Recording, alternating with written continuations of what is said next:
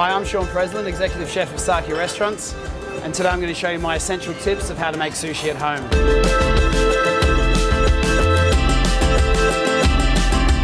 Sushi is the quintessential marriage of what happens in the sea and the earth. I'm going to show you how to make some nigiri sushi and some roll sushi. So for nigiri, which means slice on rice, you always cut against the grain. It's a very fresh fish. With some salmon, I got some tuna. Kind of want to make your slices 4 fingers wide. Always wet your hands so the rice doesn't stick. And then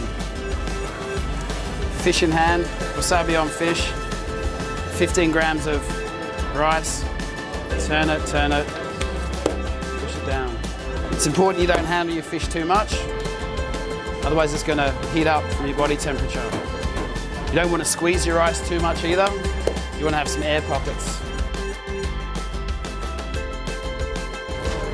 Okay, so this is salmon nigiri and tuna nigiri. Next I'm going to show you how to make a hand roll. A hand roll is essentially a cone, sushi with some nori, dry nori in one hand, triangle of rice on the nori, bit of wasabi, bit of special sauce, otherwise known as mayonnaise, a little bit of filling, cucumber, a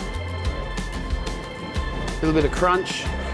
I like a little bit of avocado in mine, and then top edge comes to the top, spun around, that's your cone.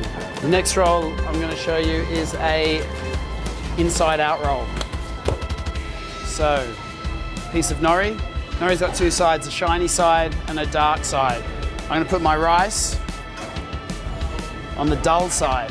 So 150 grams of rice on the nori, bit of wasabi, bit of mayonnaise, some tuna, 2 bits of avocado, got some cucumber that we've cut into little battens. And then I roll this up inside out, so the rice is on the outside. I've got a sushi mat that I've covered in Glad wrap, so the rice doesn't stick. Use a palm of my hand to get the ends in.